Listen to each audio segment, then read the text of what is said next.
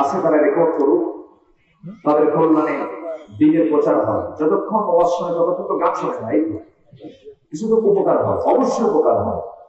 আল্লাহ তাআলা তাদেরকে দিনের কল্যাণে এই কাজে খেদমত করার তৌফিক তুমি আল্লাহ দিয়ে দাও। জোরে বলি আল্লাহুম্মা আমিন। আমার দিকে তাকান। তাহলে আল্লাহর কাছে কয়টা জ্ঞান বলেন? কয়টা জ্ঞান? 5টা জ্ঞান। সূরা লোকমান থেকে আমি কিছু কথা বলতে চাচ্ছি। কোন সূরা বলেন তো? লোকমান। লোকমান চেনেন সবাই? চেনেন? কি বাড়ি করে মনে রাখবো? হ্যাঁ, মনে রাখবো আছে, কেশবপুরেও আছে। লোকমান নামে এখানে লোক আছে, দেখি লোকমান কই? কুচবিহার লোকমান নাই এই জায়গায়? কই? আচ্ছা, হ্যাঁ, যে লোকমান নামে বহু মানুষ আছে।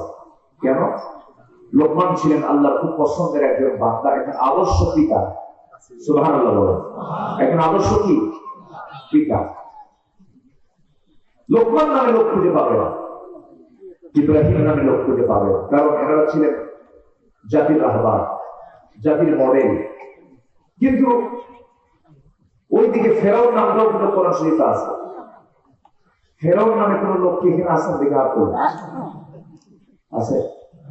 গোটা দুনিয়া জুড়ে কোথাও কি খুঁজে পাওয়া যাবে না।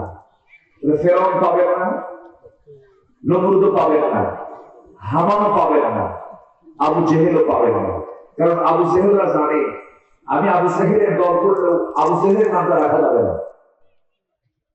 আবু জেহেলের দল করে কিন্তু তার নামটা রাখে না। আছে না? নাই? আচ্ছা।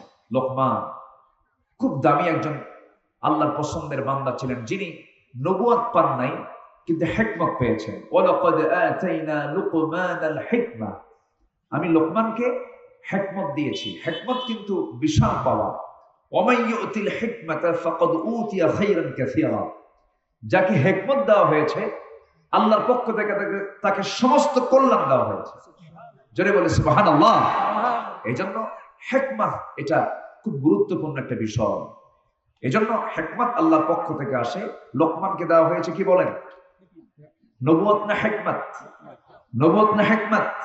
আল্লাহ তাআলা বলেন ওয়ালাকাদ আতাইনা লুকমানাল হিকমাতা আন ইশকুর লিল্লাহ ওয়া মান ইয়াশকুর ফাইন্নামা ইয়াশকুরু লিনাফসিহি ওয়া মান কাফারা ফাইন্নাল্লাহা গানিয়্যুন হামিদ। জোরে বলুন আল্লাহু আকবার।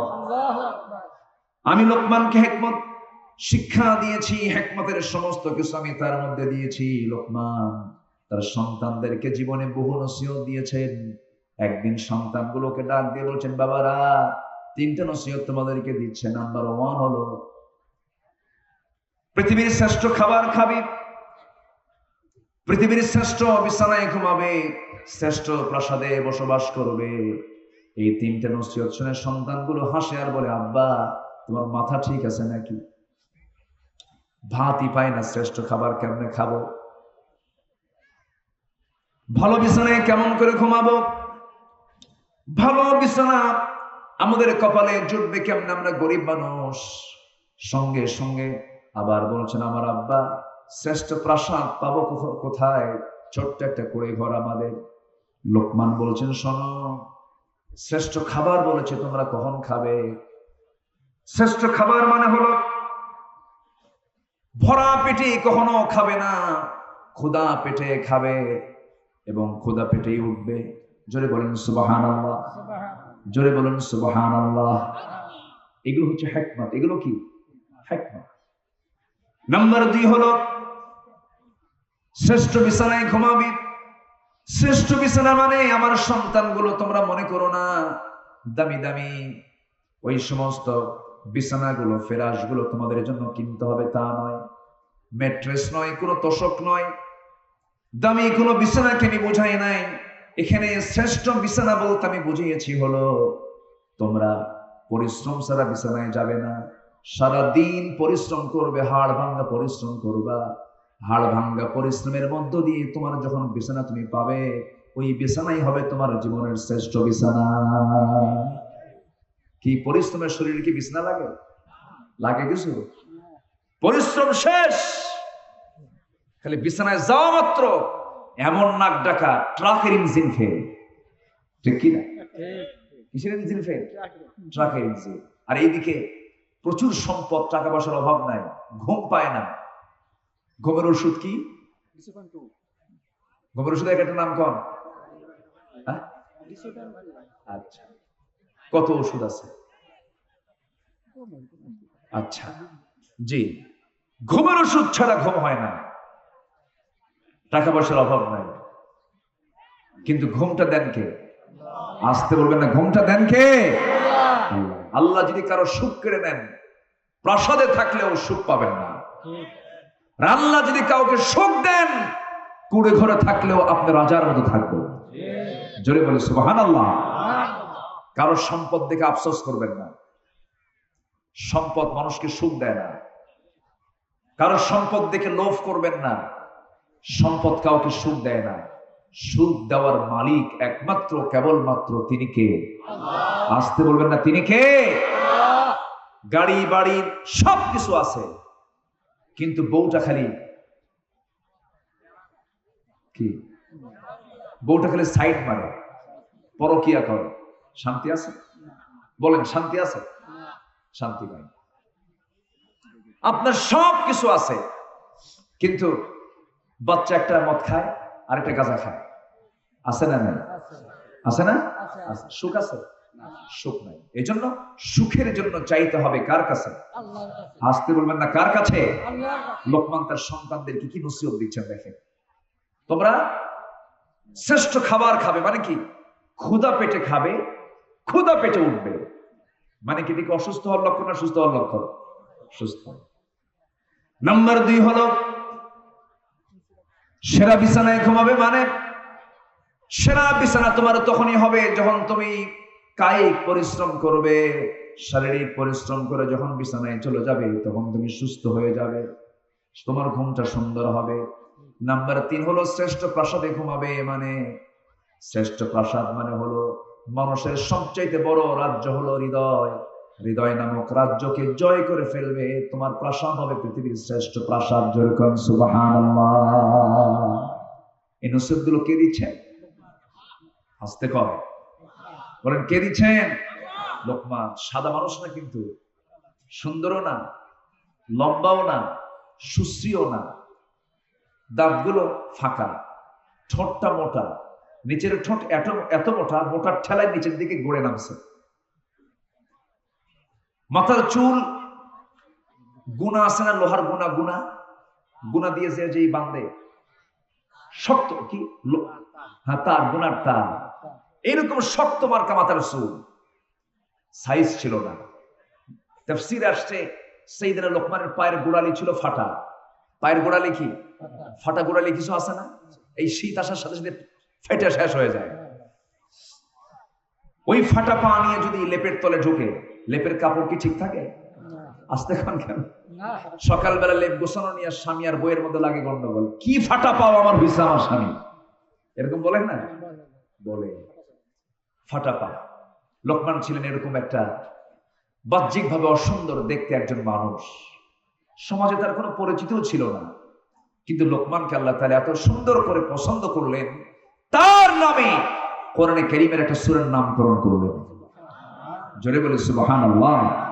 এমনি করেননি, বহু যোগ্যতা আছে তার। শুনবেন সবাই? সবাই শুনতে রাজি আছেন তো? জোরে বলে ইনশাআল্লাহ।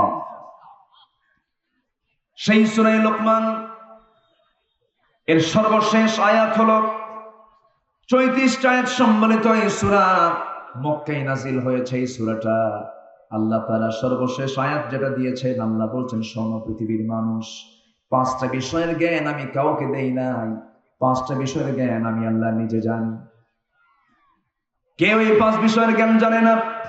আল্লাহ রাব্বুল আলামিন বলেন, ইন্নাল্লাহা ইনদাহু ইলমুস সাআতি ওয়া ইউনাজ্জিলুল গায়থা ওয়া ইয়ালামু মা ফিল আরহাম। وما تدري نفس ماذا تكسب غدا وما تدري نفس بأي أرض تموت إن الله عليم خبير জোরে বলুন আল্লাহু আকবার। আমার আল্লাহর কাছে তিনটা জ্ঞান তিনি জানেন। আমার আল্লাহর কাছে তিনটা ইলম আছে যা পৃথিবীর কারো কাছে নাই। এর মধ্যে এক নম্বরে ইলম হলো কিয়ামত কখন হবে একমাত্র কেবলমাত্র কে জানেন? আসতে বলবেন না কে জানেন? তবে কিয়ামতের কিছু আলামত আছে না নাই? আসতে বলবেন না আছে না নাই? আছে। কিয়ামতের কিছু আলামত আছে। ছোট ছোট আলামত গুলো কিছু আমাদের দ্বারা প্রকাশ পেয়েছে। যেমন কিয়ামতের আলামত হলো সর্বশেষ আমার নবীর নবুয়ত লাভ। আমার নবীর নবুয়ত লাভ কি হয় নাই? হয়ে গেছে, এটাও কিন্তু একটা আলামত। আমার নবীর মৃত্যু, বাইতুল মুকাদ্দাস বিজয় হয়ে গেছে। ফিলিস্তিনের আমওয়াস নামক স্থানে প্লে রোগ দেখা যাবে প্রচুর ধন সম্পদ হওয়া, কিন্তু সেই লোকটা যাকাত দেবে না, সেই লক্ষণ মনে হয় এখন নাই। হ্যাঁ, প্রচুর ধন সম্পদ কিন্তু যাকাত দেওয়ার লোক থাকবে না। এটি কি আমার দেশেও নাই? আসতে বলবেন না আছে না নাই? এটা কিসের আলামত? বলুন কিসের আলামত?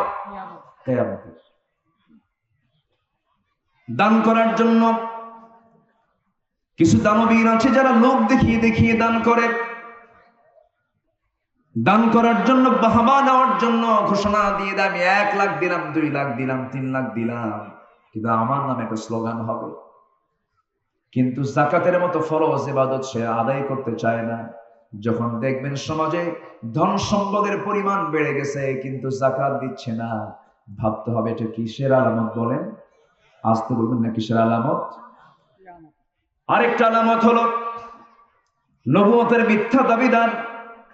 এরকম কিছু শ্রেণীর আত্মপ্রকাশ হয়ে যাবে, যেমন মুসাইলামতুল কাজ্জাব, আসওয়াদ আনসি, এই সমস্ত লোকগুলো মিথ্যা নবুয়তের দাবিদার ছিল। এবং এই ভারতবর্ষে একজন ছিল, তার কিছু অনুসারী আমার দেশে আছে, মির্জা গোলাম মোহাম্মদ, নাম শুনেন নাই? দেখেন, এদের সংখ্যাও কিন্তু আমার দেশে আছে, এদের অনুসারীও কিছু আছে। এগুলো হচ্ছে কিয়ামতের আলামত। এগুলো কিসের আলামত বলেন? কিয়ামতের আলামত। আমার বন্ধুগণ, কি ব্যাপার? ফোন কাছে নিয়ে যদি আপনি কারবার করেন তাহলে তো সমস্যা। প্রয়োজনে ফোন বন্ধ রাখতে হবে, ডিস্টার্ব না। আমার বন্ধুগণ, কিয়ামতের আলামত হলো আখিরি জামানায় শেষ সময়ে কিছু নবুয়তের দাবিদার, কিছু ভণ্ড দাবিদার আসবে। আমার নবীর জীবদ্দশায় মুসাইলামতুল কাজ্জাব নামে একজন মিথ্যা নবুয়তের দাবি তুলেছিল। সাহাবায়ে কেরাম মোকাবেলা করে, সাহাবায়ে কেরাম যুদ্ধ করে মুসাইলামতুল কাজ্জাবকে দুনিয়া থেকে বিদায় করে দিয়েছেন। এই ভারতবর্ষে পশ্চিমাদের যোগ সাজসে একজন কাদিয়ান প্রদেশ থেকে গোলাম আহমদ কাদিয়ানি নামে একজন ব্যক্তি, সে বলল আমি আখিরে জামানের পয়গম্বর। জোরে বলুন নাউজুবিল্লাহ, আরো জোরে বলুন নাউজুবিল্লাহ। যদি কেউ রাসূলকে বাদ দিয়ে যদি অন্য কোন নবীকে মানে, তার কি ঈমান থাকবে নাকি? আসতে বলবেন না, থাকবে নাকি? আমার নবী তার শেষ নবুয়তের ব্যাপারে বলেছেন, মা কানা মুহাম্মাদুন আবা আহাদিম মির রিজালিকুম ওয়ালাকিন রাসূলুল্লাহি ওয়া খাতামান নাবিয়্যিন ওয়া কানা আল্লাহু বিকুল্লি শাইইন আলিমা। জোরে বলুন আল্লাহু আকবার। তোমাদের নবী মুহাম্মদ সাল্লাল্লাহু আলাইহি ওয়াসাল্লাম কোন প্রাপ্তবয়স্ক ছেলের সন্তানের তিনি জনক নন, তিনি হলেন শেষ পয়গম্বর। তারপরে আর কোন নবী আসবে না।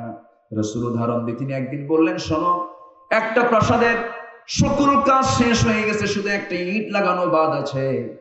যেমন একটা ইট লাগানোর মধ্য দিয়ে প্রাসাদের কাজ শেষ হয়ে যায়, নবুয়তের যে একটা বিশাল সিলসিলা ছিল তার সর্বশেষ ইট হলাম আমি রাসূল। আমার পরে আর কোনো নবী আসবে না। কিন্তু এই কথা বলার পরে যদি কেউ রাসূলকে বাদ দিয়ে যদি অন্য কোনো কাউকে যদি সে শেষ নবী হিসেবে মানে, তার তো ঈমান থাকবে না। ওই সমস্ত লোকগুলো যারা রাসূলকে শেষ নবী না মেনে আরেকজনকে শেষ নবী মানে, এমন লোক আমার দেশে আছে না নাই? এমন একটা গ্রুপ আমার দেশে আছে না নাই? কাদিনীদের সেজদা দেওয়ার জন্য মসজিদ নামক উপাসনালয় আছে না নাই? ওরাও আযান দেয়। ওদের পেছনে আমেরিকা কাজ করে, ওদের পেছনে ইউরোপ কাজ করে, বড় বড় কোম্পানিগুলো ওদের দ্বারা পরিচালিত। এক নামে সবাই চিনে ফেলবেন এই সমস্ত লোকগুলো কাদিয়ানি, যারা কোরআন এবং হাদিসকে সামনে রেখে স্পষ্ট ভাষায় বলা যেতে পারে এরা কাফিরেতে কোনো সন্দেহ, আসতে সন্দেহ নাই। রাসূলকে না মানলে সে কি ইমানদার হবে নাকি? অথচ তাদের দ্বারা তাদের ব্যাপারে কোনো কথা নাই। কিন্তু তাওহীদপন্থী মুসলমান যখন হকের কথা বলে তখন তাদেরকে জঙ্গি বলে গালি দেওয়া হয়। আসতে বলবেন না, ঠিক কিনা? ইসলাম কি জঙ্গি শেখায়?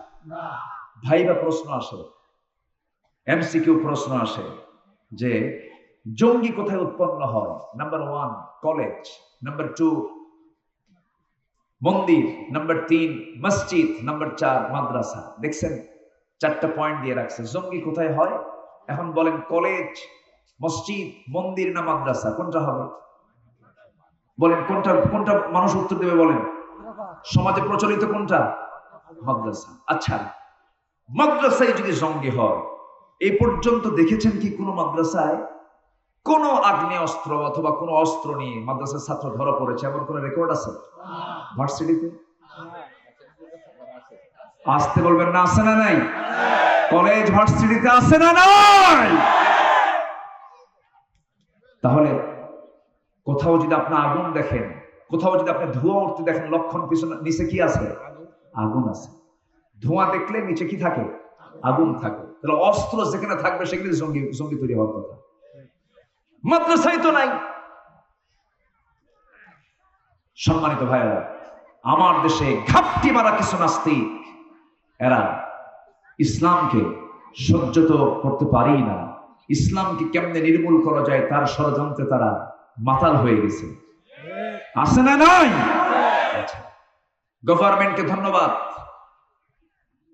প্রেসিডেন্ট গভর্নমেন্ট সম্প্রতি একজন হাফেজ সালেহ আহমদ তাকরিমকে দিয়ে হাফেজদেরকে রাষ্ট্রীয় সম্মাননা দেওয়া শুরু করেছেন। বলি আলহামদুলিল্লাহ। এটা মহতী উদ্যোগ, এটা একটি ভালো কাজ তারা শুরু করেছেন, এটা ভালো কাজ। কিন্তু এটা কেন দেওয়া হলো? কিছু চুলকানি, নাস্তিক পাড়ার কিছু চুলকানি গ্রুপ চুলকাচ্ছে, বলে যে এটা কোনো যোগ্যতা হলো? হাফেজ হওয়া কোনো যোগ্যতা? এটা কোনো যোগ্যতা হলো? এই জাতীয় কথা বলতেছে। আচ্ছা, হাফেজ যদি যোগ্যতা না হয় তোর 14 গোষ্ঠী নিয়ে আয়। আসতে পান কেন? ঠিক কিনা? কোরআন মুখস্থ করে কি এতই সস্তা? এতই সস্তা? সস্তা না, এত সহজ না। কোরআন মুখস্থ করতে চাইলে আপনি মুখস্থ করতে পারবেন না। মুখস্থ করায় দিবেন কে? আমার নবীর উপরে কোরআন নাযিল হয়েছে, সেই রাসূল নামাজ পড়াচ্ছেন। নামাজের মধ্যে আয়াত বাদ গেছে। কার আয়াত বাদ গেছে? কার? সাধারণ কোন ব্যক্তি? আমার নবী। নামাজের মধ্যে যখন আয়াত বাদ গেল, নামাজ শেষান্তে একজন সাহাবী উবাই ইবনে কাব বললেন, ইয়া রাসূলুল্লাহ, নামাজের মধ্যে যা আপনি আয়াতগুলো বাদ দিলেন, আয়াতগুলো মানসুখ হয়ে গেছে নাকি রহিত হয়ে গেছে নাকি? আমার নবীজি মুস্কি হাসি মেরে বললেন, সাহাবী রে, রহিত তো হয় না, আমি ভুলে গেছি। আমার নবীজি যদি নামাজ তেলাওয়াত করতে নিয়ে যদি নামাজের ভিতরে আয়াত বাদ পড়ে যায়, ফেলে যান, যদি ভুল হয়ে যায়, আমার আপনার নামাজের মধ্যে ভুল হতে পারে কিনা বলেন? সঙ্গে সঙ্গে আল্লাহ বলছেন, সানুকরিউকা ফালা তানসা ইল্লা মা শাআল্লাহ। হে রাসূল, আমি আপনাকে পড়িয়ে দেব, আমি আপনাকে রিসাইট করে দেব, আপনি ভুলবেন না। আমি যদি চাই আপনি কখনো ভুলবেন না। আমার নবীর কাছে কোরআনের আয়াতগুলো নাজিল হচ্ছে, রাসূল বারবার তেলাওয়াত করছেন, জিহ্বা নড়াচ্ছেন। আল্লাহ বলছেন লা তুহাররিক বিহি লিসানাকা লিতাআজালা বিহি। হে রাসূল, আপনি জিহ্বাকে বারবার নড়াবেন না মুখস্থ করার জন্য। আমি আল্লাহ নিজ কুদরতে আমি আপনাকে আপনার সিনার মধ্যে কোরআনটা তুলে দেব। এখন বলেন, যারা হাফেজ তারা আল্লাহ নরমাল বান্দা না স্পেশাল বান্দা? নরমাল না স্পেশাল? যারা এই স্পেশাল বান্দা হাফেজদেরকে নিয়ে যারা কথা বলে, যারা কটু মন্তব্য করে, নারে তাকবীরের স্লোগানকে নিয়ে যারা বিতর্কিত করে, হাফেজদের সম্মান নিয়ে যারা বিতর্কিত করে, আলেমদের সম্মান নিয়ে যারা বিতর্কিত করে, নারে তাকবীরের স্লোগান নাকি কোনো স্লোগান দেওয়া যাবে না কোনো এই দেশে কোথাও, এই জাতীয় মন্তব্য যারা করে তাদের ঈমান বিতর্কিত, জন্ম বিতর্কিত মুসলমান। কেউ তো স্লোগান দেন না।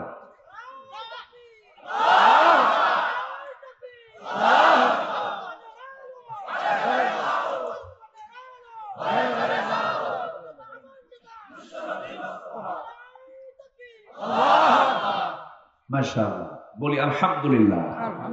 যে স্লোগানটা দেওয়া হলো এটা আমাদের বদরের স্লোগান, এটা উহুদের স্লোগান, এটা খন্দকের স্লোগান, এটা মুতার স্লোগান।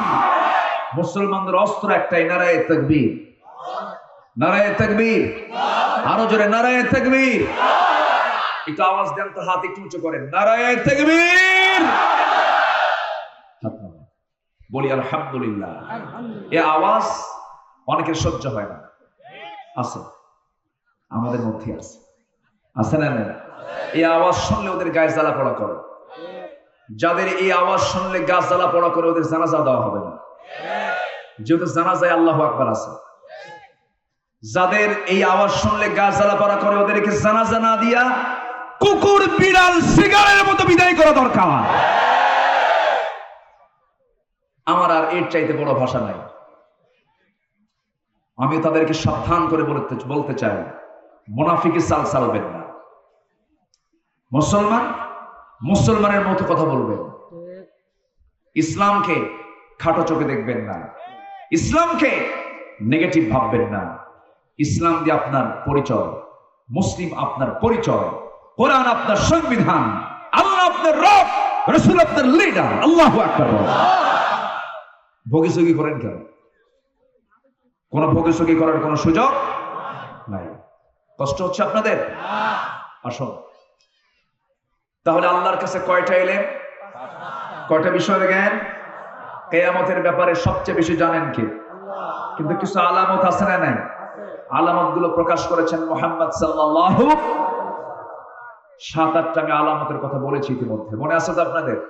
আচ্ছা, আরেকটা আলামত হলো নাম্বার 8, যখন দেখবেন আমানতদারিতে উঠে গেছে, সমাজে যখন আমানতদারিতে থাকবে না, তখন ভাববেন আপনি যে কিয়ামত সামনে চলে আসছে। এখন যে লোক ঋণ দেয় সে বিপদে, যারা ঋণ নেয় সে বিপদে। কে বিপদে থাকে বলেন? ঋণদাতা না ঋণ গ্রহীতা? ঋণদাতা বড় বিপদে পড়ে যায়।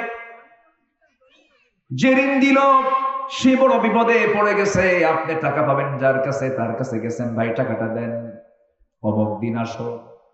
আরেকদিন গেছেন, অমুক দিন আসো। তৃতীয় দিন গেছেন আপনি তার কাছে, যাওয়া মাত্রই সামনে কিছু লোকজনের সামনে যখন বলেই ফেলেছেন, খেপে গিয়ে রেগে গিয়ে বলে, ভাই তুমি আমার কাছে সকালে চাও, বিকেলে চাও, সন্ধ্যায় চাও, আমার কি কোনো মান সম্মান নাই? দেখছেন, ও ঋণ খেলাপি হয়ে বসে আছে, আমার কি মান সম্মান নাই? চোরের মায়ের, ওই এলাকায় এই কথা আছে তো নাকি? চোরের মায়ের বড় বড়। আমার বন্ধুগণ, ইদা উদিআতিল আমানাহ, যখন আমানতদারিতে উঠে যাবে, সেই সময় কিয়ামতের সমস্ত আলামতের মধ্যে একটা আলামত প্রকাশ পেয়ে যাবে। শেষ পর্যন্ত ঋণদাতা যে ঋণ দিছে সে রাগের ঠেলায় বলে, ভাই জীবনে আমি তোমার কাছ থেকে দুনিয়ার টাকা চাবো না, কিয়ামতের দিন তুলে নেব। ঋণ গ্রহীতা কয়, লম্বা ডেট পাইছি। কি কথা কি বুঝতেছেন? এগুলো কিসের আলামত বলে? কিসের আলামত? কিয়ামতের আলামত।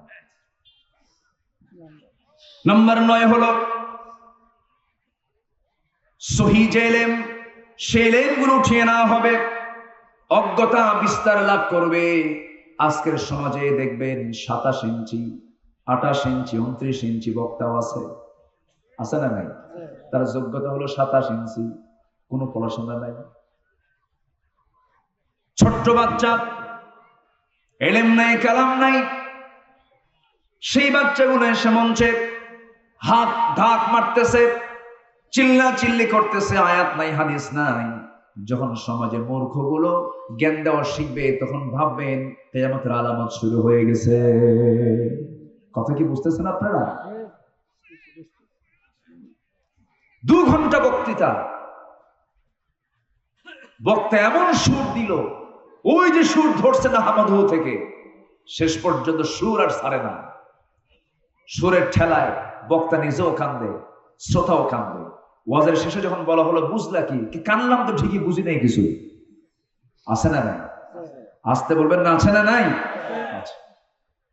সঠিক এলেম উঠিয়ে নেওয়া হবে, অজ্ঞতা বিস্তার লাভ করবে, যার তার মুখ থেকে ফতুয়া বের হয়ে যাবে। ফতুয়ার শব্দটা ফতুয়া দিতে গেলে অনেক হিসাব করে দিতে হয়। ইমামে আজম আবু হানিফা রাহমাতুল্লাহ আলাইহিকে 40টা প্রশ্ন করা হয়েছিল, তিনি 37টি প্রশ্নের জবাব দিতে পারেন নাই। 37টা জবাব না দিয়ে বলেন আমি পারলাম না, কিতাব না দেখে আমার পক্ষে উত্তর দেওয়া সম্ভব না। আর আমার দেশে দেখবেন কেউ ফতুয়া দেওয়ার জন্য সামনে বসে আছে, ও কাফের, ও কাফের, ও কাফের। তুমি কোন জামানার কোন কুতুব? আছে না নাই? আসতে বলবেন না, আছে না নাই? রাজুলান বিল ফিসকি আও বিল কুফরি ইল্লা ইরতাদ্দাত ইলাইহি ওয়া ইল্লাম ইয়াকুন সাহিবুহু কাযালিক। যদি কোনো ব্যক্তি কোনো ব্যক্তিকে ফাসিক বলে গালি দেয়, কাফের বলে গালি দেয়, সে যদি ফাসিক কাফের না হয়, সেই গালি যে বলেছে তার দিকে বর্তাবে। অতএব কাউকে গালি দিতেও সাবধান হওয়ার দরকার আছে না নাই? সাবধান হতে হবে। এগুলো সব হলো ইলম শূন্যতার কারণে, অহংকারের কারণে। যে ব্যক্তি জ্ঞানী হয় সে বিনয়ী হবে, কিন্তু জ্ঞানী হওয়ার মধ্য দিয়ে সে যদি অহংকারী হয়, সে যদি মেজাজি হয়, সে তো জ্ঞানী হতে পারে নাই। সবচেয়ে বড় জ্ঞানীর পরিচয় হলো সে কখনো উগ্র হবে না, অহংকারী হবে না, সে হবে বিনয়ী। জোরে কোন সুবহানাল্লাহ। আমার নবীর চাইতে বড় জ্ঞানী পৃথিবীতে কেউ আছে? আসতে বলবেন না, আছে? এই মহান ব্যক্তির মধ্যে কোনো অহংকার ছিল? কোনো অহংকার ছিল না। ধনী গরিব, অবল বৃদ্ধ বনিতা, চোখে দেখে না ফকির মিসকিন, যে আসতো রাসূল তাকে সম্মান দিয়ে কথা বলতেন। আমার ভাই, নম্বর 10 হলো ব্যভিচার বেড়ে যাবে। আছে না নাই? এখন বিয়ে বেশি না ব্যভিচার বেশি? বিয়া সহজ না জেনা সহজ? জেনা সহজ হয়ে গেছে। জেনা করতে কোনো কঠিন নাই, জেনা এত সহজ হয়ে গেছে, যুবকরা বিপদগামী হয়ে পড়তেছে। মেয়েরা আজকে কাপড় চোপড় খুলে রাস্তায় বের হয়ে গেছে। ইউরোপ আমেরিকার মূল টার্গেট হলো মুসলমানদের ঈমানকে নষ্ট করার জন্য সবচেয়ে বড় অস্ত্র তারা অ্যাটম বোমকে লাগায় নাই, বড় অস্ত্র তারা কোনো আগ্নেয়াস্ত্রকে ব্যবহার করে নাই। সবচেয়ে বড় অস্ত্র বানিয়েছে তারা মুসলমানদের ঈমানকে নষ্ট করার জন্য মুসলিম পরিবারের মেয়েদেরকে ঘর থেকে বের করে দেয়। এনজিও নামের বিভিন্ন সংস্থা কর্তৃক মেয়েদেরকে উস্কায় দিয়া, মেয়েদেরকে ঘর থেকে বের করে দিয়া, অর্ধ লগ্ন করে বাইরে বের করে দেওয়া হয়েছে। গত পরশুদিন আমি পদ্মা সেতু যখন পার হচ্ছিলাম, পদ্মা সেতু পার হওয়া মাত্রই দেখি একটা ট্রাকের পিছনে একটা প্রাইভেট কার মেরে দিয়েছে। পিছনে মারছে। পিছনে মারলে কি এখানে সমস্যা আছে না নাই বলেন? সমস্যা 2 প্রকার হতে পারে। নাম্বার 1, ঘুম থাকতে পারে। নাম্বার 2, ব্রেক মিস করতে পারে। নাম্বার 3 হলো সে ঘুমাতে পারে, অথবা ঘুমের বিকল্প বোতল খায়া মাতাল হতে পারে। ঠিক কিনা বলেন? দেখি সেই গাড়ির সেই প্রাইভেট কারে প্যাসেঞ্জার মোটে 3 জন। সেই 3 জন প্যাসেঞ্জারের একটা মাথায় কোনো কাপড় চোপড় নাই, 3টাই ফিমেল, মহিলা মানুষ। 3 জনই মহিলা, মানে কি ড্রাইভারও মহিলা। পিছন দিক থেকে গিয়ে মেরে দিয়েছে ট্রাককে। এই 3 জন মহিলার মাথায় কোনো কাপড় চোপড় নাই। যে ড্রেসটা পরেছে সেই ড্রেসগুলো হলো পুরুষের ড্রেস, শার্ট প্যান্ট পরা, টাইট ফিটিং পরা পোশাক, মেরে দিয়ে শীত হয়ে পড়ে আছে। প্রশাসন চলে আসছে। এই যে সিচুয়েশন, এই যে অবস্থা, মেয়েরা যদি কোনো সফরে বের হয় সে একা বের হবে না, সাথে একজন সঙ্গী লাগবে, সাথে একজনকে নিতে হবে, একজন পুরুষ নিতে হবে। সেই পুরুষটা হবে তার বাবা, তার ভাই, তার আপন চাচা, আপন মামা, অথবা নিজের ছেলে, অথবা তার নিজের স্বামী হতে হবে। এমন জাতীয় পুরুষ ছাড়া সে বাইরে বের হতে পারবে না। রাত 10টার দিকে সে যে গাড়ি চালায় একাকি 3 বান্ধবী নিয়ে যে ঘুরলো, এমন স্বাধীনতা কি ইসলাম দিয়েছে নাকি? আসতে বলবেন না, দিয়েছে নাকি? দেয় নাই। এমন তো সিস্টেম ইসলামে নাই। আপনি মা, আপনি সবকিছু করবেন, কোনো আপত্তি নেই, কিন্তু ইসলামকে আপনি প্রত্যাখ্যান করে আপনি মানবেন, তাতে শান্তি পাবেন না। ব্যভিচার যখন সমাজে বেড়ে যাবে, সমাজে যখন জেনা বেড়ে যাবে, বিয়েটা কঠিন হয়ে যাবে, জেনাটা সহজ হয়ে যাবে। আমরা এমন দেশে বসবাস করছি, সেই দেশে কিন্তু জেনার লাইসেন্স আছে না নাই? আসতে বলবেন না, আছে না নাই? মদের লাইসেন্স আছে না নাই? মদের লাইসেন্স থাকলো, জেনার লাইসেন্সও থাকলো, এইদিকে সুদের কারবারও আছে না নাই? বলেন। এই 3টা কাজ আসছে আল্লাহর পক্ষ থেকে না শয়তানের কাছ থেকে? কার কাছ থেকে আসছে বলেন? এগুলো কি আল্লাহর কাজ না শয়তানের কাজ? মিন আমালি শয়তান, এগুলো শয়তানের কাজ। এই কাজগুলোকে আমরা প্রমোট করছি, এই কাজগুলোকে আমরা সামনের দিকে এগিয়ে নিতে চাচ্ছি। এটার ফলাফল হলো কি? এটার ফলাফল হলো আগে তো বিয়ে হয়, এরপরে বাচ্চা কাচ্চার মা হয়। এখন তাকে বিয়ে হওয়া লাগে না, আগে হয় বাচ্চার মা। আগে বাচ্চার কি হয়? মা হয়। এরপরে গায়ে হলুদ হয়, এরপরে বিয়ে হয়। এদিকে মুসলমানদের কালচার না মেসি রোনালদোর কালচার? মেসি রোনালদোদের কালচার হবে এটা। মেসি সে বাচ্চার বাপ হয়েছে আজ থেকে 17 বছর আগে, আর বিয়ে করছে গত কয়েকদিন আগে। মেসির ফলোয়ার আমার দেশে, যে মেসির দেশে আযান নিষিদ্ধ, যে মেসির দেশে আযান নিষিদ্ধ, সেই মেসির ফলোয়ার আমার দেশে খুঁজে পাওয়া যায়। মুসলমান ফলোয়ার হবে মেসি রোনালদোর না রাসূলুল্লাহ? মাথার চুল দেখছেন যুবকদের? মাথার চুলগুলো 2 দিকে নাই, পিছনেও নাই। চুল ছোট করে করে একদম চামড়া বের করা, মাথার উপরে গোল কইরা দক্ষিণ তালপট্টির দিক। আছে না নাই? আছে। যখন বলা হয় তুমি এটা কোন মডেল, মেসি। তুমি কি নেইমার? তুমি কি কুত্তা? বলেন আছে না? আসতে বলবেন না, আছে না? নয়, তোমার চুল হবে রাসূলের ডিজাইনে, তোমার পোশাক হবে রাসূলের ডিজাইনে। প্যান্ট পরে, সেই প্যান্ট নাভির নিচে পড়ে না উপরে পড়ে? বলেন বলেন সবাই বলেন। উপরে পড়ে না নিচে পড়ে? নিচে পড়ে। এমন নিচে পড়ে সীমান্ত বর্ডার, যে কোনো মুহূর্তে অঘটন ঘটে যেতে পারে। এই হলো প্যান্ট। ওই প্যান্ট নিয়ে যদি নামাজে যায়, নামাজ হবে? বলেন নামাজ হবে? হবে না। অনেকদিন আগে আমি মসজিদে ঢুকি, আমি সুন্নতের নিয়ত করব, 2 রাকাত নামাজ পড়ব, নফল নামাজ পড়ব। হঠাৎ করে দেখি এক যুবক নামাজ পড়তেছে, ওইরকম পোশাক পরে। ভাবলাম দেখি ওর নামাজ কেমনে হয় দেখি। ও রুকুতে গেছে, রুকুর ঠেলায় দেখি উপরের শার্ট উপরের দিকে আসছে, নিচের প্যান্ট নিচের দিকে গেছে, মাঝখানে কিছু নেই। তো ভাবলাম এত রুকু, দেখি সেজদায় কি হয়। সেজদায় যখন গেছে তখন দেখি প্যান্ট খুলে আন্ডার প্যান্ট বেরোইছে। আমার কথা কি বোঝা যায়? এই পোশাক পরে কি নামাজ হবে? হবে না। এগুলো কিসের আলামত বলেন? বলেন কিসের আলামত? কিয়ামতের আলামত। পোশাক পরেও তার উলঙ্গ থাকবে। পুরুষরা মেয়েদের সুরত ধারণ করবে, ছেলেরা মেয়েদের সুরত ধারণ করবে। মেয়েদের হাতে থাকে চড়ি, আজকে ছেলেদের হাতেও চড়ি আছে না নাই? আসতে বলবেন না, আছে না নাই? নাম দিয়েছে ব্রেসলেট। নাম দিয়েছে কি? ব্রেসলেট নাম দিয়েছে। মেয়েদের গলায় থাকবে হলো মালা, সেই মালা আজকে ছেলেদের গলায় আছে না নাই? এগুলো কিসের আলামত বলেন? কিয়ামতের আলামত। এই সমস্ত বিষয়গুলো আমরা লক্ষ্য করে এই জামানায় ঈমানটাকে আমরা ধরে রাখার চেষ্টা করব। নাম্বার 11 হলো সমাজে ব্যবসা যতটুকু চালু থাকবে তার চেয়ে বেশি চালু থাকবে সুদ। সুদ তো কেশবপুরে নাই, মনিরামপুরে নাই, চোখনগর মনে হয় শেষ হয়ে গেছে। চোখনগর আছে না নাই? চৌগাছায় আছে, সারসা আছে, ঝিকুরগাছা আছে, বাগারপাড়া আছে। কোন জায়গায় আপনি যাবেন দেশের প্রত্যন্ত অঞ্চলে সুদ রন্ধ্রে রন্ধ্রে ঢুকে পড়েছে। সুদের সর্বনিম্ন গুনাহ হলো যে সে যেন নিজের মার সঙ্গে জেনা করলো। যেরকম নাউজুবিল্লাহ। সেই সুদের কারবার যখন সমাজে বেড়ে যাবে তখন ভাবতে হবে কিয়ামতটা কাছাকাছি।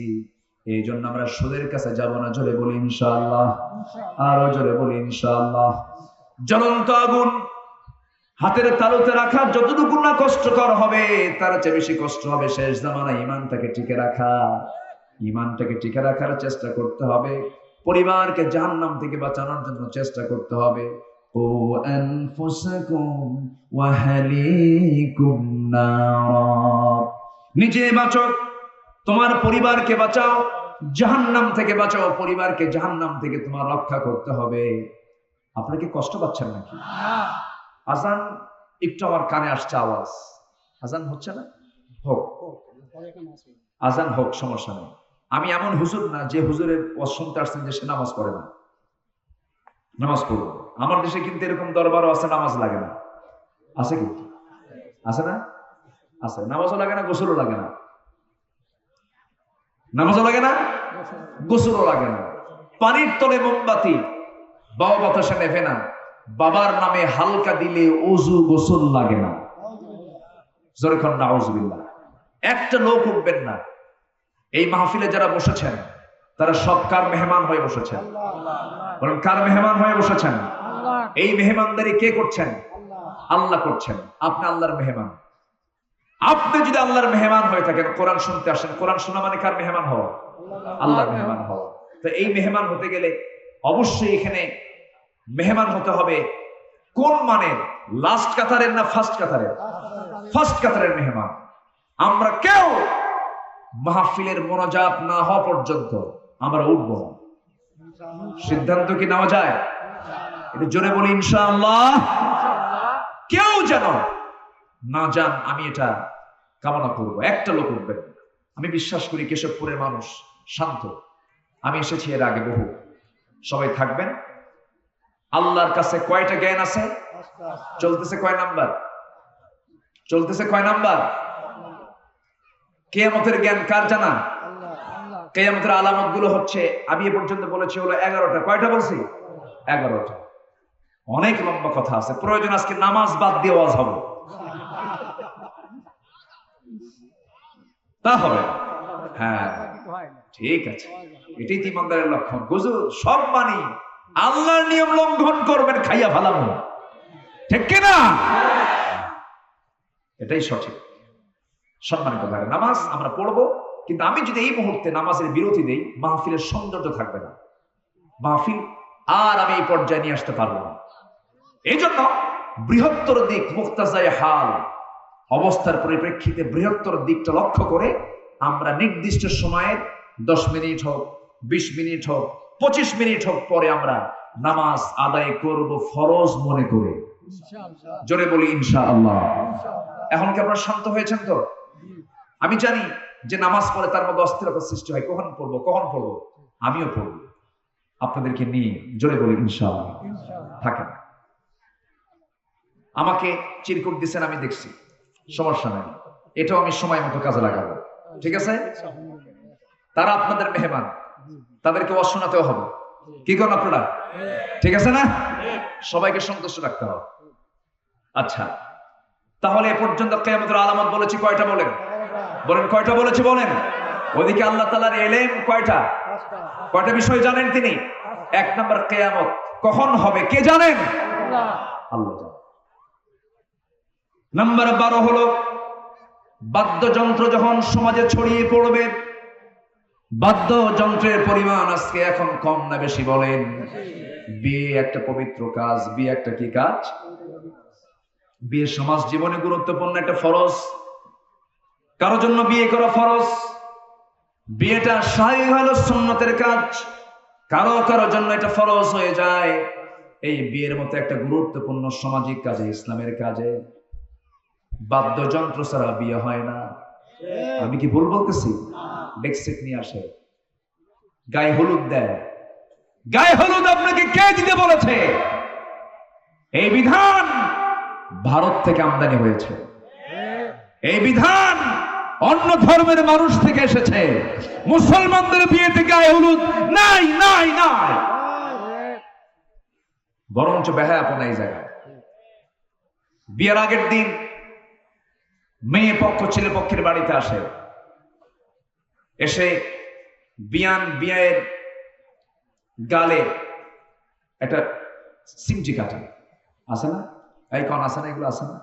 এগুলো আছে না? নেন আছে। এই আকাম কুকাম গুলো করার মাধ্যম হলো গায়ে হলুদ। গায়ে হলুদের কোন রসম ইসলামে নাই, আমরা মানবো না। জোরে বলে ইনশাআল্লাহ।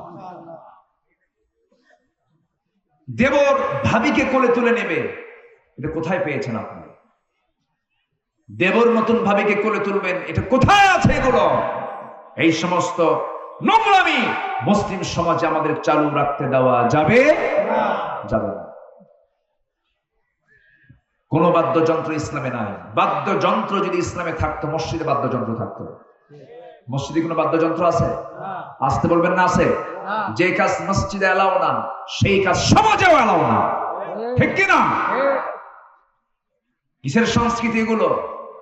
যে সংস্কৃতির ভিতর দিয়ে উন্মাদনা তৈরি হয়, জেনার পরিবেশ তৈরি হয়, ব্যভিচারের পরিবেশ তৈরি হয়, সেই সংস্কৃতির মুখে আমরা থুতু মারি।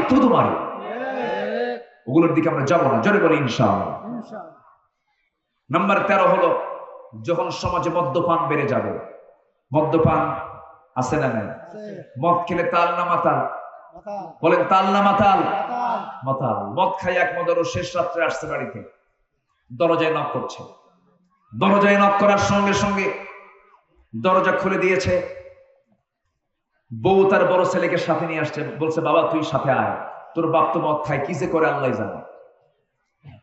বড় ছেলের সামনে বউ যখন দরজা খুলছে, লাল টকটকা চোখ নিয়ে স্বামী তার বউকে লক্ষ্য করে বলছে, আম্মা আসসালামু আলাইকুম। বউ কয়, তোমার কি একটু হুঁশ নাই? আমাকে তুমি আম্মা বলে ডাকো, তা একটা যুবক ছেলের সামনে দাঁড়ানো। যুবক ছেলের দিকে তাকাইয়া বলে, দুলা ভাই আসসালামু আলাইকুম।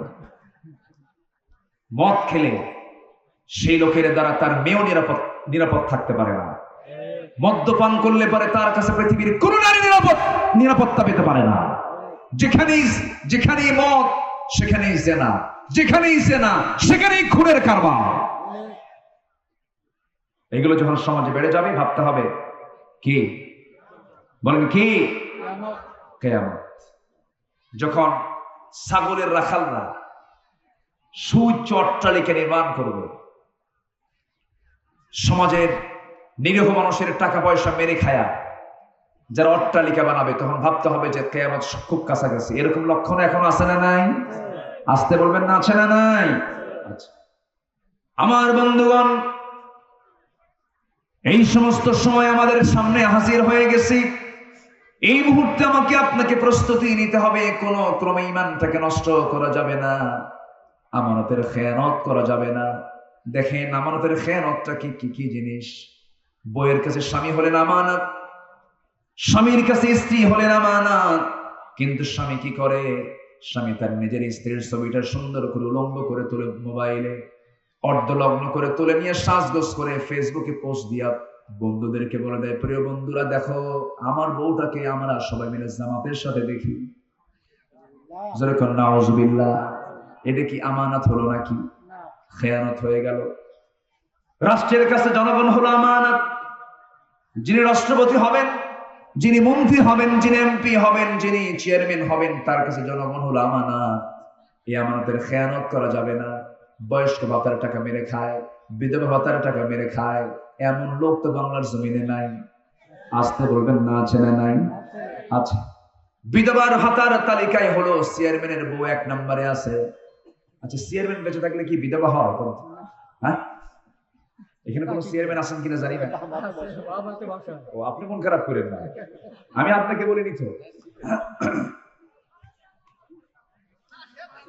আপনাকে রাগ করতেছেন নাকি আপনারা? না, আমি তো ওনাকে দেখে কিন্তু বলিনি, এটা ভুল বুঝবেন না। আছে বয়স্ক ভাতার টাকা মেরে খায়, বিধবার টাকা মেরে খায়। আমরা আমার দেশকে কতটুকু ভালোবাসি, খালি মুখ দিয়ে ভালোবাসার কথা বললে হবে না। 14 লক্ষ কোটি টাকা দেশ থেকে পাচার করেছে যারা, তারাই সবচাইতে বড় চোর, ঠিক কিনা? তারাই সবচেয়ে বড় চোর। খালি মুখে বললে, মুখে বুলি আওড়ালে হবে না দেশকে ভালোবাসি। চুরি কর কর, দেশে থুইয়া খা, সব বাইরে পাচার করেছে। সম্মানিত ভাইয়েরা, সম্মানিত বন্ধুগণ, অথচ ওমরে ফারুক কি ছিলেন? অর্ধ দুনিয়ার শাসক তিনি।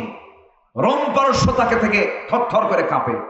সেই ওমরে ফারুক এক বোতল, রাষ্ট্রের পক্ষ থেকে এক বোতল মধু আনছেন। কি আনছেন? মধু। সেই মধু নিয়ে এসে বউকে বলছেন, বউ আমার, এই মধুটা আমি এবং আমার প্রতিবেশীদের নেওয়ার জন্য আমি রাষ্ট্রের পক্ষ থেকে পেয়েছি, তো এটাকে ভাগ করো। বোতলের মধুটা এই প্রতিবেশীর এই কয়েকজনের জন্য তুমি ভাগ করে আমাদের একটা অংশ রেখে সবাইকে দিয়ে দাও। সমান ভাগে ভাগ করবে কিন্তু কাজ। এই বলেই বোতলটা বউয়ের হাতে দিয়ে আবার বলতেছেন, আমাকে বোতলটা আমার হাতে দাও। আবার হাতে ফেরত নিয়ে বলতেছেন, না তুমি ভাগ করলে হবে না। বউয়ের মেজাজ বেজে খারাপ হবে। আমারে তুই মাইন্ড করলি, আমারে তুমি অবিশ্বাস করতেছ। বউ তো মন খারাপ করে বসে আছে। তিনি বোতলটা নিয়ে প্রতিবেশীর এক ঘরে গিয়ে বললেন, এই বোতলটাতে এত এই পরিমাণ মধু আছে, সমান ভাগে ভাগ করে আমাকে সমান একটা অংশ আমার বাড়িতে দিয়ে আসো কাজ। সেই বোতলটা নিয়ে, সে অংশের মধুটা নিয়ে এসে বলতেছে, আমার স্ত্রী, এই যে মধু আমাদের অংশে এসেছে, তুমি এটা নাও। নিছেন ঠিক, কিন্তু চোখটা বড় হয়ে আছে। বইয়ের চোখ কি বড় হয় না?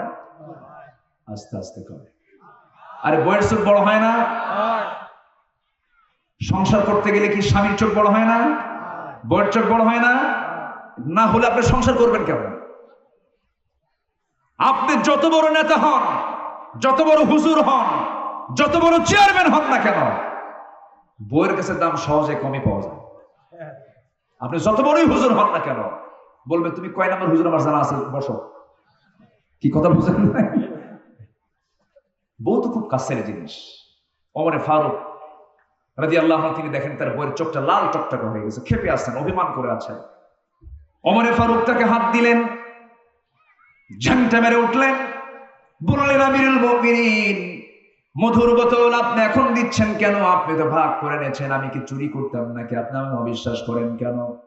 ওমরে ফারুক বলছেন, স্ত্রীরে, আল্লাহর কসম করে বলে আমি তোমাকে অবিশ্বাস করি নাই, আমি তোমাকে সন্দেহ করি নাই, কিন্তু এই মধুর বোতলে যে পরিমাণ মধু আছে, এই মধুটাকে 5 ভাগ যখন করতে যাবে, 7 ভাগ যখন করতে যাবে, মধু তো লিকুইড জিনিস, তরল জিনিস, এই মধু ভাগ তুমি যখন করতে যাবে, কিছু মধু তোমার হাতের সাথে লেগে যাবে।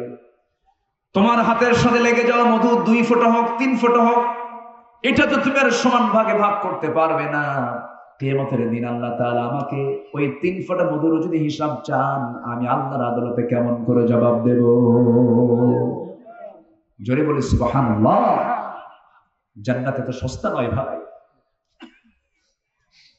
কি তারা আমানতের রক্ষা করেছেন? সাইয়েদনা ওমর ফারুকের আগের খলিফা হযরত আবু বকর সিদ্দিক রাদিয়াল্লাহু তাআলা আনহু, আমিরুল মুমিনিন, খলিফাতুল মুসলিমিন, সবাই মনোযোগ দিয়ে শুনেন। এই লোকটা কি করলেন? তার ঘরের সঙ্গে একটা ঘর ছিল, যিনি বুড়ি মানুষ, স্বামী নাই, ছেলে মেয়ে সব মারা গেছে, কেউ তাকে দেখার নাই। সাইয়েদনা আবু বকর করতেন কি, প্রত্যেকটা দিন খলিফা হওয়ার পরেও তিনি সকাল সন্ধ্যা মহিলার খেদমত করে চলে আসতেন, খাবার দাবারের ব্যবস্থা করতেন।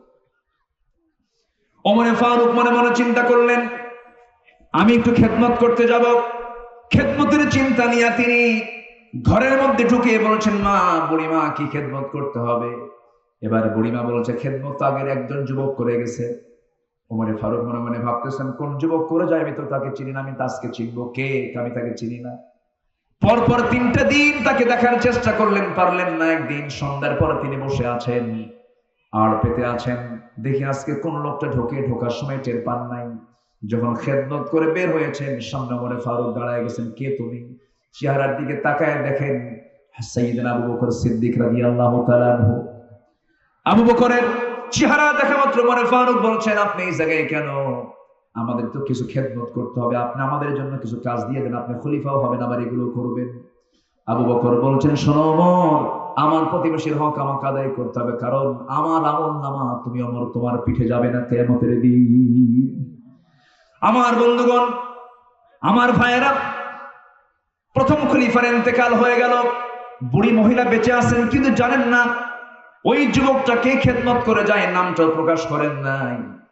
ওমর ফারুক তার পরের দিন খেদমত করতে গেছেন, যেদিন তিনি ইন্তেকাল করেছেন তারপরের দিন সেই দায়িত্ব ওমর ফারুক পালন করছেন। প্রতিবেশী ওই মহিলার ঘরে গেছেন, ঘরে গিয়ে মহিলাকে সমস্ত পানীয় সমস্ত কাপড় চোপড় পরিষ্কার করে দিয়া যখন চলে আসবেন, তার আগ দিয়ে খেজুরগুলো ধুয়ে দিয়ে বলছেন, বুড়িমা আপনি এগুলো খান।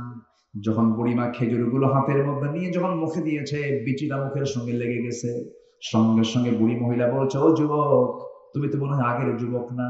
আগের যে যুবক আমার সেবা করে যেত সে মনে হয় পৃথিবীতে বেঁচে নেয়। কেন, কি হয়েছে মা আপনি বলেন? আগের যে সেবক আমাকে সেবা করে যেত, সে যখন আমার সামনে খেজুরগুলো রাখতো, খেজুরগুলোর বিচিগুলো ফেলে দিয়ে আমার মুখে মুখে খেজুরগুলো তুলে দিয়ে যেত। জোরে কান সুবহানাল্লাহ, আরো জোরে কান সুবহানাল্লাহ। এটাই হলো আমানত, এটাই হলো আমানতের রক্ষা করা, প্রতিবেশীর হক আদায় করা। এই সমস্ত কাজগুলো আপনি যখন দেখবেন সমাজ থেকে উঠে গেছে, তখন ভাবতে হবে এই ফিতনার যুগে আমার ঈমানটাকে ধরে রাখার চেষ্টা করতে হবে, আমাকে চেষ্টা চালাতে হবে। আমার ভাইয়েরা, সেই জন্য সবার সামনে কিয়ামত আছে না নাই? আসতে বলবেন না, আছে না নাই? আমরা প্রিপারেশন নেব, জোরে বলি ইনশাআল্লাহ। আল্লাহ বলছেন, ও বান্দা, আমার কাছে 5টা বিষয়ের জ্ঞান আছে। নাম্বার 2 হলো ওয়ায়ুনাজ্জিলুল গায়সা ওয়া ইয়ালামু মা ফিল আরহাম। নাম্বার 2 হলো বৃষ্টি কখন হবে কেউ জানে না। পৃথিবীর কোন আবহাওয়াবিদ কিন্তু বলে না যে অমুক সময় বৃষ্টি হবে, বলে হতে, বলেন হতে পারে, নাও পারে, কিন্তু হবেই হবে। এটা কে জানেন বলেন? আল্লাহ জানেন। ওয়া ইয়ালামু মা ফিল আরহাম, জরায়ুর ভিতরে জন্ম নেওয়া শিশু যে রক্তপিণ্ডের মধ্যে আছে, গোশতের টুকরার মধ্যে আছে, সে কি অবস্থায় আছে কেউ জানে না। হয়তো আপনি বলবেন ছেলে হওয়া মেয়ে হওয়া সেটা আগেই জানা যায়, ডায়াগনোসিস করলে পাওয়া যায়। আপনি এটা বলতে পারেন, কিন্তু ছেলেটা কতটুকু সুস্থ হবে, সে বোবা হবে না, বাক শক্তি ফিরে পাবে, তার কান ঠিক থাকবে না, কি ঠিক থাকবে, সমস্ত কিছুর তথ্য কি সবাই বলতে পারবে নাকি? সব বলতে পারবে না। হ্যাঁ, মেডিকেল সায়েন্স এখন এতটুকু ডেভেলপ হয়েছে, বাচ্চা মার পেটের মধ্যে আছে, ওই পেটের মধ্যেও যদি ওই বাচ্চারা যদি হার্টের কোনো প্রবলেম থাকে, মেডিকেল ডায়াগনোসিস করে এটা বের করতে পারে। কিন্তু সন্তানটা ভালো হবে না খারাপ হবে এটা কেউ জানে নাকি? আজ তো জানে নাকি? আল্লাহ এটা বোঝাচ্ছেন, বান্দা ওই আরহামের ভিতরে ওই বাচ্চার সমস্ত খবর কে জানেন? আল্লাহ জানেন। নাম্বার 3 হলো ওয়ামা তাদরি নাফসুন মাযা তাকসিবু গাদা। আগামীকাল তুমি কি উপার্জন করবে, তোমার কি রিজিক আছে তুমি জানো না। আগামীকালকে রিজিক কি হবে এটা একমাত্র জানেন কে? আল্লাহ। আসতে বলবেন না কে? আল্লাহ। আল্লাহ তাআলা সর্বশেষ বলছেন, ওয়ামা তাদরি নাফসুন বিআইয়ি আরদিন তামুত। এবং তোমরা জানো না কোন জমিনে তোমার মৃত্যু হবে, কোন জমিনে তোমার মৃত্যু হয়ে যাবে। এই ফয়সালা, এই সিদ্ধান্ত, এই বিষয়ের জ্ঞান একমাত্র কে জানেন? আসতে বলবেন না কে জানেন? আল্লাহ জানেন। তাহলে কিয়ামত কখন হবে, বৃষ্টি কখন হবে, বাচ্চা পেটে কি অবস্থায় আছে কে জানেন? এবং তোমার কামাই কালকে, তোমার রিজিক কালকে কি হবে কে জানেন? নাম্বার 5 হলো মৃত্যু কোথায় হবে কেউ জানে না, একমাত্র জানেন কে?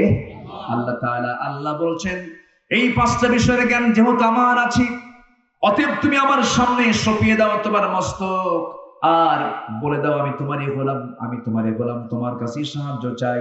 5 ওয়াক্ত আযান যখন হয়ে যাবে, সব কাজের আগে আমার মূল কাজ কোথায় যাওয়া? আসতে বলবেন না কোথায় যাওয়া? 5 ওয়াক্ত নামাজ পড়বেন। কারা কারা একটু হাত তুলে দেখান তো দেখি। জোরে বলি ইয়া আল্লাহ, আরো জোরে বলি ইয়া আল্লাহ, আরো জোরে বলি ইয়া আল্লাহ। আমাদেরকে 5 ওয়াক্ত সালাত আদায় করার তৌফিক তুমি আল্লাহ দিয়ে দাও। জোরে বলি আমিন, আরো জোরে আমিন। সবাই বলি ইয়া আল্লাহ ইয়া রহমান, তোমার মসজিদের জন্য আমাদেরকে কিছু অর্থ, কিছু দান করার তৌফিক তুমি আল্লাহ দিয়ে দাও। জোরে বলি আমিন। হাত নামান। দুটোই একসঙ্গে করে ফেললাম। একটু কমিটির ভাইরা যাবেন আপনাদেরকে বিরক্ত করার জন্য। বিরক্ত হবেন না খুশি হবেন? আখিরাতের অ্যাকাউন্টে জমা হবে। লাল ব্যাগ যাচ্ছে, আমরা যে যা পারি কম বেশি আমরা দেওয়ার চেষ্টা করব। জোরে বলি ইনশাআল্লাহ। কেউ উঠবেন না। এখানে আজান হবে, নামাজ হবে, এরপর আমরা এখান থেকে বিদায় হব। দোয়ার মধ্য দিয়ে মাহফিলের সমাপ্তি হওয়ার পরে আমরা আজানের দিকে চলে যাব। জি জি, আমি বলছি চাদর কি গেছে? ব্যাগ গেছে, লাল ব্যাগ, লাল খয়েরি ব্যাগগুলো যাচ্ছে। যে যতটুকুন পারি আমরা সবাই দেব। আমার মা বোন যারা আসছেন, মা বোনদেরকে আমরা জি সবাই